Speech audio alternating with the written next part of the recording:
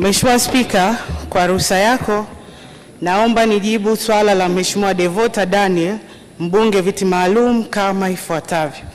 Mheshimiwa Spika, upangaji na utoaji mikopo ya elimu ya juu unaongozwa na sheria ya bodi ya mikopo sura 178 ambayo inabainisha sifa za msingi za muombaji, zikiwepo sifa za kitaaluma za kujiunga na taasisi za elimu ya juu kwa waombaji waliothibitika kutokuwa na uwezo wa kumudu gharama za elimu ya juu. Mheshimiwa Spika, serikali inaendelea kutoa mikopo kwa wanafunzi wa elimu ya juu wanaotoka katika kaya maskini bila kujali muombaji ametoka shule za serikali au shule binafsi. Kwa msingi huo, serikali kupitia bodi ya mikopo imeweka utaratibu wa kuzingatiwa kwa waombaji wote bila kujali shule aliyosoma, ili mradi muombaji amekidhi vigezo vilivyowekwa ikiwemo ujazaji wa taarifa sahihi. Mheshimiwa Devota. Mheshimiwa Spika, kwanza naomba nimshukuru Rais wetu Daktari Samia Suluhu Hassan kwa kazi kubwa anayoifanya kwenye sekta ya elimu, na pia naomba nimpongeze Naibu Waziri kwa kazi kubwa anayoifanya. Mheshimiwa Spika, nina maswali mawili ya nyongeza ya kuuliza. Mheshimiwa Spika, je, ni lini serikali itaondoa vigezo hivi ili kuweza kuweka usawa kwa shule hizi za sekta binafsi?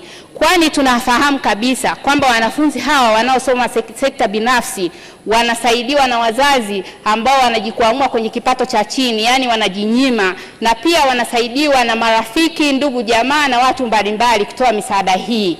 Mheshimiwa Spika, swali langu la pili, je, ni lini serikali itaondoa vigezo hivi ili kuwatia moyo wazazi hawa ambao wameweza kujinyima kuwalipia ada na watu mbalimbali wanaochangia hizi ada, ili kupunguza msongamano kwenye shule za umma, yani shule za serikali?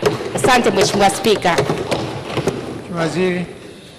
Mheshimiwa Spika, naomba nijibu swala la Mheshimiwa Devota Daniel la nyongeza kama ifuatavyo. Mheshimiwa Spika, mwongozo wa utoaji wa mikopo ya elimu ya juu hautaji kigezo cha aina ya shule aliyosoma muombaji, iwe ya serikali ama iwe ya binafsi. Hivyo wanafunzi wote wenye sifa za kupata mkopo wa elimu ya juu hupatiwa mkopo huo kwa mujibu wa utaratibu wa vigezo vilivyowekwa. Swali lake la pili, Mheshimiwa Spika, ni kwamba sheria ya bodi ya mkopo ya elimu ya juu sura 178 imeweka vigezo mahsusi ambavyo mwanafunzi mlengwa hutakiwa awe navyo. Vigezo hivyo ikiwemo awe ni Mtanzania mhitaji, awe amepata udahili katika taasisi zinazotambulika,